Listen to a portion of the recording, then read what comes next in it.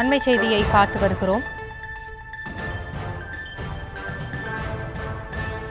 ஜெயலலிதா பிரேமலதா புகைப்படத்தை தனது ஃபேஸ்புக் பக்கத்தில் பதிவிட்டிருக்கிறார் எல்.கே. சுதீஷ்.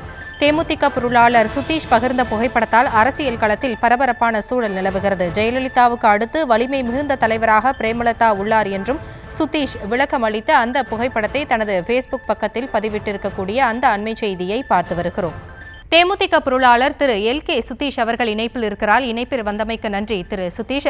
தற்பொழுது நீங்கள் பகிர்ந்து கொண்டிருக்கக்கூடிய அந்த புகைப்படத்தை பார்த்து வருகிறோம். ஜெயலலிதா அவர்களுக்கு இணையாக பிரேமலதா அவர்களுடைய புகைப்படத்தை வைத்து ஒரு பதிவை இட்டிருக்கிறீர்கள். எதன் அடிப்படையில் இந்த பதிவிட்டீர்கள்? தங்களுடைய கருத்து என்ன? வணக்கங்க. நேற்றைய தினம் நுங்கம்பாக்கத்துல லேடி ஆண்டர் ஸ்கூல்ல பிராண்ட் அவதார் அவங்க ஒரு நிகழ்ச்சி பண்ணாங்க. அதுல தமிழகத்துல சிறந்த பெண் அரசியல்வாதி என்று திருமதி பிரேமலதா விஜயகாந்த் தேர்ந்தெடுத்து அந்த அவார்டு கொடுத்தாங்க. அந்த விழாவில் நான் கலந்து கொள்ளும்போது இதை பேசுறேன். நான் ஜெயலலிதாவையும் பிரேமலதா விஜயகாந்த் அவர்களையும் ஒப்பிட்டு பேசுறேன். நான் முன்னாடி அந்த அம்மையா இருக்கும்போது ஜெயலலிதாவை புரட்சி தலைவின்னு சொல்லுவாங்க. அதே போல தமிழகத்துல சிங்க பெண்ணு சொல்லுவாங்க, லைன் லேடின்னு சொல்லுவாங்க.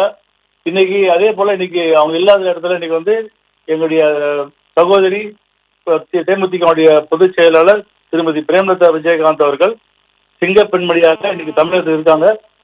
தமிழகத்துல இன்னைக்கு ஒரு அரசியல்வாதி இருக்காங்கன்னா அவங்க தான் இன்னைக்கு. அதை நான் ஒப்பிட்டு பேசுறேன். நேற்றைய தினம் ஆகஸ்ட் 8 சிங்க தினம், லயன் டே அடிக்குவாங்க. அந்த டே ஒப்பிட்டு ஜெயலலிதாவையும் பிரேமலதாவையும் ஒப்பிட்டு பேசுறேன் நான். திரு சுதீஷ், இப்போ நீங்க இந்த போட்டிருக்க இந்த பதிவு அதிமுகவை நெருங்குவதற்கான முயற்சியா பார்க்கப்படுதுன்ற ஒரு விமர்சனம் முன்வைக்கப்படுது. இது பத்தி நீங்க என்ன நினைக்கிறீங்க? அதெல்லாம் கிடையாதுங்க. அப்படி நெருங்குவதுனாக்கா நான் பேஸ்புக்ல போகணும் அவசியமே இல்லையாது. நான் அந்த விழாவில் ஜெயலலிதா அம்மையார் ஜெயலலிதாவையும் எங்க சகோதரி பிரேமலதாவையும் ஒப்பிட்டு பேசியதை நாங்க குறிப்பிட்டுள்ளோம். அவ்வளவுதான்.